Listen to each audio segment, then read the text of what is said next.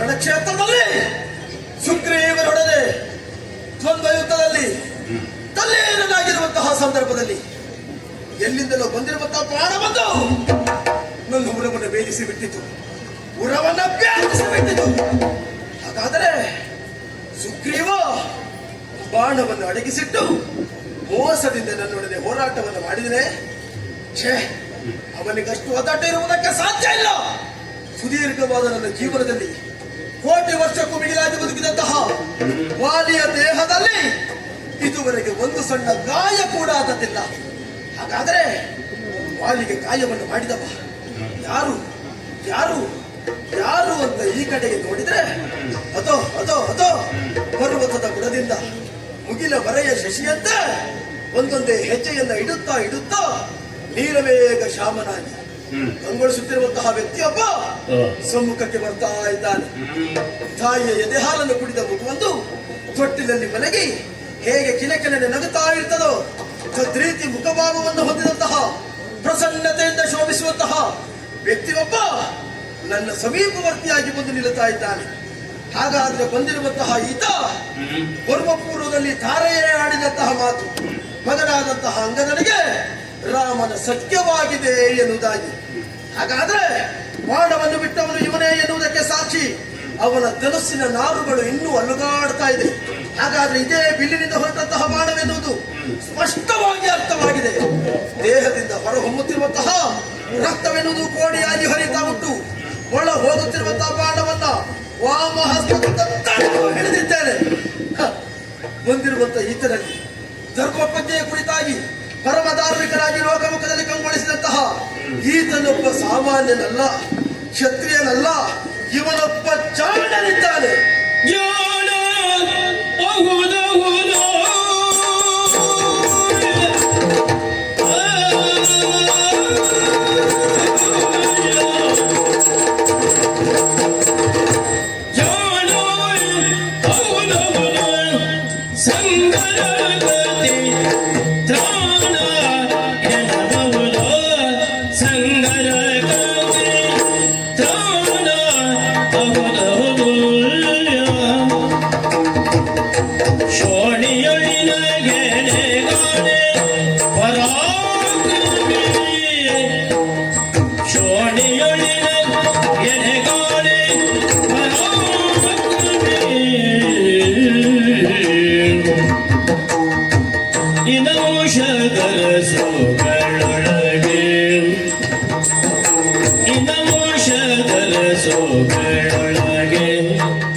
ಹಿಂದೆ ಜನಿಸಿದವರು ನಿನ್ನ ಕೆಳಗೆ, ಹಿಂದೆ ಜನಿಸಿದರು ನಿನ್ನ ಕೆಳಗೆ. ಕನಚೋರದಲ್ಲಿ ಶಿಖಂಡಿ ವಿದ್ಯೆಯಷ್ಟು, ಕನಚೋರದಲ್ಲಿ ಶಿಖಂಡಿ ವಿದ್ಯೆಯಷ್ಟು ದಿನ ಸಾಧಿಸಿದೆಯಾನೇನು ಲಂಡಿಗಳ ದುರ್ಗುಣವ ಕೈಗೊಳ್ಳೆಯೇನು ನಿನ್ನಂತ ಕುಜನರೆಲ್ಲ ಸಾಕ್ಷಿಗೆಂದು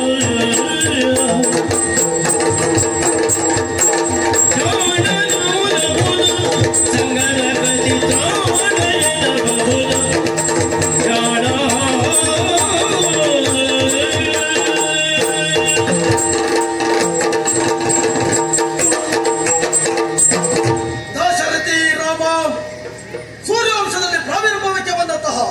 ದಶರಥ ಚಕ್ರವರ್ತಿಗಳ ಅವರ ಸಂಪುತ್ರನಾಗಿ ಲೋಕಮುಖದಲ್ಲಿ ನಿನ್ನ ಕೀರ್ತಿಯ ವಾರ್ತೆಯನ್ನು ತಿಳಿದವನು ನಾನಿದ್ದೇನೆ. ನಿನ್ನ ವಿರಾಟವಾದಂತಹ ವಿಶ್ವರೂಪವನ್ನ ಕಣ್ತುಂಬಿಕೊಳ್ಳುವುದಕ್ಕೆ ಇನ್ನೊಂದು ಅವಕಾಶ ಸಿಕ್ಕಿತ್ತು ಅಂತ ಭಾವಿಸಿಕೊಳ್ತೇನೆ. 60,000 ವರ್ಷಗಳನ್ನು ಮಕ್ಕಳೇ ಇಲ್ಲದಿದ್ದಂಥ ದಶರಥ ಚಕ್ರವರ್ತಿ ಪುತ್ರ ಕಾಮ್ಯಯಜ್ಞ ಮಾಡುವುದರ ತನ್ಮೂಲಕವಾಗಿ ದೇವಕಲ್ಪನಾಗಿ ಋಷಿಕಲ್ಪನಾಗಿ ಸತ್ವದಿಂದ ತತ್ವದಿಂದ ಅಗ್ನಿದೇವನಿಂದ ದತ್ತವಾದ ಪಾಯಸದಿಂದ ದಶರಥ ಚಕ್ರವರ್ತಿಗಳ ಔರಸ ಪುತ್ರನಾಗಿ ಜನಿಸಿದವನೇ ರಾಮಚಂದ್ರಮ ಎನ್ನುವಂತ ವರ್ತಮಾನವನ್ನು ಕೇಳಿ ತಿಳಿದವರು ನಾವು. ಬಾಲ್ಯಾವಸ್ಥೆಯಲ್ಲಿ ಯಜ್ಞವನ್ನು ಸಂರಕ್ಷಿಸುವುದಕ್ಕೆ ಬೇಕಾಗಿ ವಿಶ್ವಾಮಿತ್ರರೊಡನೆ ಕಾಂತಾರ ಪ್ರದೇಶಕ್ಕಾಗಿ ಹೋಗಿ ಕಾಂತಾರಕ್ಕೆ ಹೋಗಿ ತಾಟಕಿ ಮಾರೀಚ ಸುಬಾಬಾದಿಗಳನ್ನ ಕೊಂದು ಮುಗಿಸುವುದರ ಮೂಲಕವಾಗಿ ಮಾರೀಚನನ್ನ ಸಪ್ತ ಸಮುದ್ರದ ಆಚೆಗೆ ಹಾರಿಸಿ ಬಲ ಅತಿಬಲ ಎನ್ನುವಂತ ವಿದ್ಯೆಯನ್ನ ಅವರಿಂದ ದಾರಿ ಎರಿಸಲ್ಪಟ್ಟವ ಯಾರು ಕೇಳಿದ್ರೆ ಅದು ರಾಮಚಂದ್ರಮ. ಯುಗಗಳ ಹಿಂದೆ ಕೊಟ್ಟಿರುವಂತಹ ಶಾಪ, ಕಲ್ಲಾಗಿ ಮಲಗಿದ ಅಹಲ್ಯೆಯ ಸಲಹಿದ ಕಲ್ಯಾಣ ಆಂಗರಗೂ ಕಲ್ಲವ ರಾಮ ಎನ್ನುವಂತಹ ನೆಗಳತೆಯನ್ನು ಪಡೆದಂತಹ ನೀನು ರಾಜಶ್ರೀಯಾದಂತಹ ಜನಕ ಮಹಾರಾಜನ ಆಶ್ರಮಕ್ಕಾಗಿ ಹೋಗಿ ಅಲ್ಲಿರುವಂತಹ ಸುನಾಮ ನಾಮಕ ಶಿವದಾಸನ ಎದೆಯೇರಿಸುವುದರ ತನ್ಮೂಲಕವಾಗಿ ಸೀತಾ ಕಲ್ಯಾಣವನ್ನು ಮುಗಿಸಿ ಬರುತ್ತಿರುವಂತಹ ಸಂದರ್ಭದಲ್ಲಿ ಪಥಮಧ್ಯದಲ್ಲಿ ಸಿಕ್ಕಿದಂತಹ ಭಾರ್ಗವ ರಾಮರ ಕೈಯಲ್ಲಿದ್ದಂತಹ ವೈಷ್ಣವ ಎನ್ನುವಂತಹ ದರಸನ ಎದೆಯೇರಿಸುವುದರ ತನ್ಮೂಲಕವಾಗಿ ಅವರಿಂದ ಈ ಕಾಲಕ್ಕೆ ಒಬ್ಬ ರಾಮ ಸಾಕು, ಇಬ್ಬರು ರಾಮರು ಬೇಡ ಎನ್ನುವುದಾಗಿ ಬದರಿಕಾಶ್ರಮವನ್ನು ಸೇರಿಕೊಂಡವರಿದ್ದಾರೆ. ಮತ್ತೆ ಅರಮನೆಗೆ ಬಂದ ಕಾಲಕ್ಕೆ ಪಟ್ಟಾಭಿಷೇಕವನ್ನು ಮಾಡಬೇಕಾದಂತಹ ಸಂದರ್ಭ ಬಂದಾಗ ಮಾತೆ ಕೈಕೈಯ ಮಾತಿಗೋಸ್ಕರ ಈತರಾಗವ ಪತ್ನಿ ಹಾಗೂ ತಮ್ಮರಾದ ಲಕ್ಷ್ಮಣ ಸಮೇತರಾಗಿ ಕಾಡು ಪ್ರದೇಶಕ್ಕೆ ಬಂದವನೇನಿದ್ದೀಯ.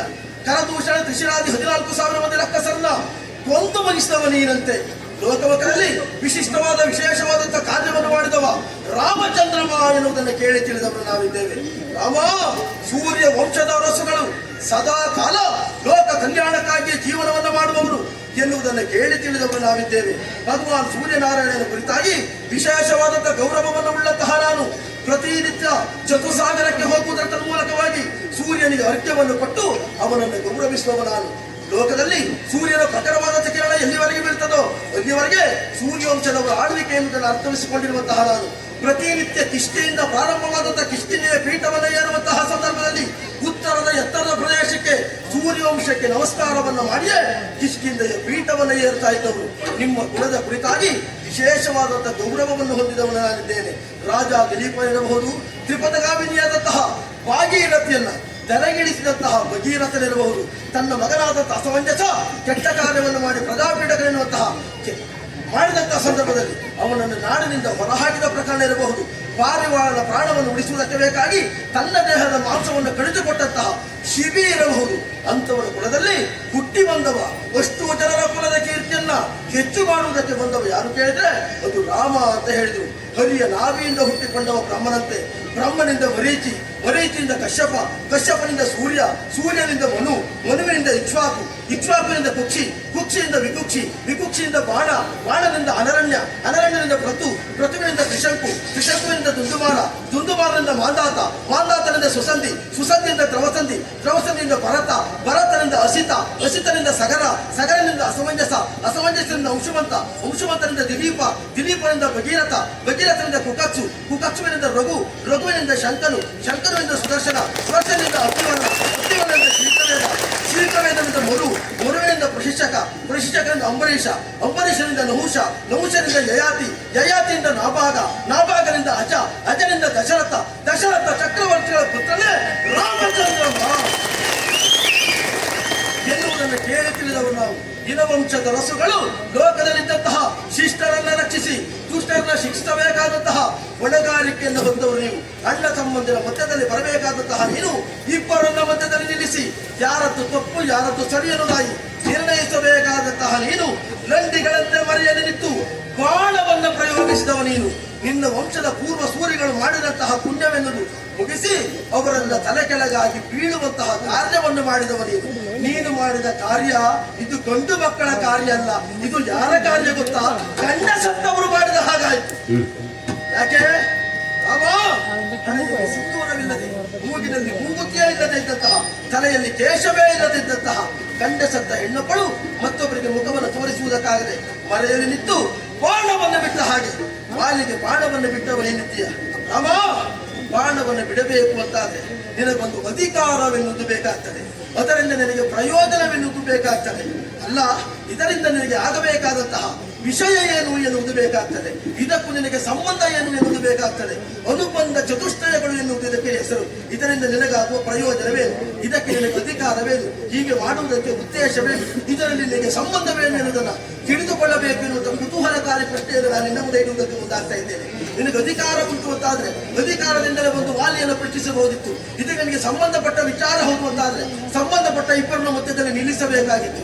ಅಲ್ಲ, ಇದರಿಂದ ನನಗೆ ಪ್ರಯೋಜನ ಅಂತಾದ್ರೆ ಕಳೆದುಕೊಂಡಿರುವಂತಹ ನಿನ್ನ ಒಳಗೆಯಾದ ಸೀತೆಯನ್ನು ತರುವುದಕ್ಕೆ ಸುಗ್ರೀವನಿಗಿಂತ 72 ಕೋಟಿ ಕಪಿನಾಯಕರು, 18 ಅದ್ಭುತ ವಾನರೇನು ನನ್ನಲ್ಲಿ ನೀನು ಬಂದು ನನ್ನಲ್ಲಿ ಸಹಾಯವನ್ನು ಯಾಚಿಸಿದ್ದೆ ಹೌದು ಅಂತಾದ್ರೆ ನಾನೊಂದು ಪತ್ರವನ್ನು ಬರೆದು ಕಳಿಸಿದ್ರೆ ಸಾಕಿತ್ತು. ಆ ರಾವಣ ನಿನ್ನ ಮಡದಿಯನ್ನ ತಂದು ಒಪ್ಪಿಸ್ತಾ ಇದ್ದ. ಅಲ್ಲ, ನನ್ನ ಬಾಲವನ್ನು ಕಳಿಸಿದ್ರೆ ತ್ರಿಕುಟಾಚರವನ್ನ ಸುತ್ತಿ ಇಲ್ಲಿವರೆಗೆ ತರುತ್ತಿದ್ದೆ. ನಿನ್ನ ಸೀತೆಯನ್ನು ನೀನು ಹುಡುಕಿಕೋ ಅಂತ ನಾನು ಹೇಳುವುದಕ್ಕೆ ಮುಂದಾಗ್ತಾ ಇದ್ದೆ. ಅಲ್ಲ, ನನ್ನ ಬಾಲನಾದ ಅಂಗದನ್ನು ಕಳುಹಿದ್ದೆ ಹೋತು ಅಂತಾದ್ರೆ ಅವನು ಹೋಗಿ ಸೀತೆಯನ್ನ ಕರೆತರುತ್ತಿದ್ದ.